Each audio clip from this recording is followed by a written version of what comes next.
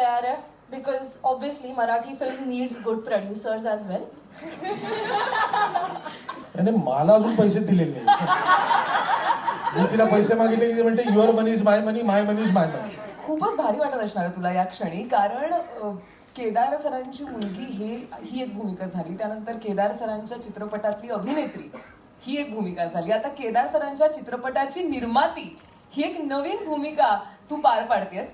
सगळ्यात जास्त अवघड कोणती भूमिका आहे, खरं खरं उत्तर द्यायचं. निर्माती. कारण इथे सगळ्याचा हिशोब लावायला लागतो ना, कळतं की ऍक्च्युली किती पैसे जात आहेत सगळ्या गोष्टीला. वा वा, पण नाही खरंच पहिल्यांदा निर्मिती करण्याचा अनुभव तुझा कसा होता सना?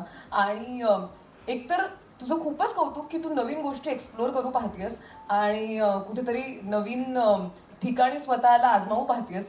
तर कितने पापड बेले. खरं सांगायचं तर खूप पैसे आहेत म्हणून निर्माती झाली असं काहीच नाहीये.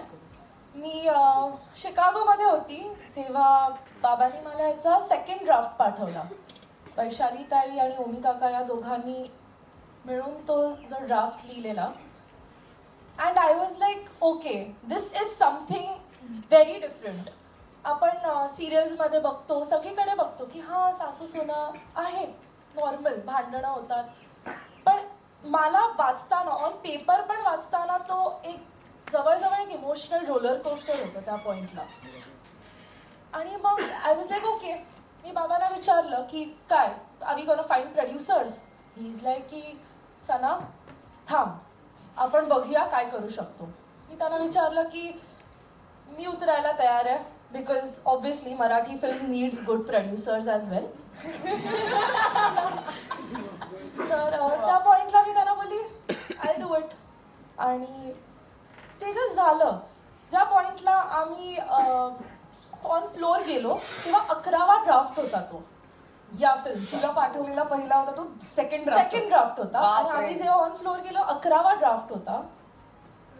आणि जसं जसं हे पुढे जात जसं आपण गेलो ते पुढे, अख्खी टीम आत्ताही या क्षणी मी इथे उभी आहे शांतपणे, एकतर पूर्ण टीममुळे, त्यांच्यामुळे मी ते खंबीरपणे पाठी उभे राहिले, त्यांनी मला समजून घेतलं म्हणून मी इथे उभी आहे. आणि second thing is Zee Studios. Bhavesh काका obviously thank you so much. He believed in it and he was like नाही आपण हे करू शकतो. This is something different and this is very different. I can guarantee you मला जर ऑन पेपर वाचताना इतकं कनेक्ट झालं तर मी अजून फिल्म बघितलेली नाही. ॲज अ प्रोड्युसर पण मी फिल्म नाही बघितली आहे, पण ती मला माहिती आहे की काय होणार आहे. आणि बाईपण नंतर बाबांची जर अशी एक फिल्म येत असेल तर माझं असं होतं की नाही, इथे आता मीच खंबीरपणे पाठी उभी राहते त्यांच्या. किती गोड. एकदा जोरदार टाळ्या सगळ्यासाठी. म्हणजे मला आता तिचं ऐकताना जितकं भारी वाटत होतं तितकंच भारी केदार सरांचा चेहरा बघताना वाटत होतं. आणि मला अजून पैसे दिलेले नाही. मी तिला पैसे मागितले की ती म्हणते your money is my money, my money is my money. हे कुठली पद्धत आहे म्हटलं. हे बघा, तुम्ही सेकंड ड्राफ्ट पाठवलात. 11वा ड्राफ्ट शूट केलाय मी, तरी काही नाही. तर आम्ही आज बोलू. पण नाही, जोक्स अपार्ट, मुलगी आता निर्माती झाली आहे, वडील म्हणून काय भावना आहेत सर?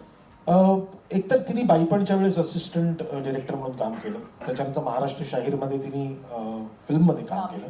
बाकी कुठले कुठले माझे प्रोजेक्ट्स होते ती बिहाइंड सीन असायचीच. तिला स्वतःला निर्मिती करावीशी वाटते ना, कारण हा सिनेमा जेव्हा कधी लोकांसमोर येईल तेव्हा मी तिला सांगितलं असे खंडीवर सिनेमा करण्याची गरज नाही. स्क्रिप्ट वाचल्यानंतर तुला मनापासून वाटलं ना की बाबा ही फिल्म मला प्रोड्यूस करायची तर कर. आपल्याला असं नाहीये की कोणीतरी मानेवर तलवार ठेवली आहे की वर्षाला 2 सिनेमे करायलाच पाहिजे. तर तू तेवढे पैसे पण नाहीत आपल्याकडे. आपण छान क्रिएटिव्ह माणसं आहोत. क्रिएटिव्ह सॅटिस्फॅक्शन मिळतंय ना ते बघू. त्याच्या जोडीला भविष्यात कन्फर्म करूनच घेतो की पुढच्या पण फिल्म त्याच्याबरोबर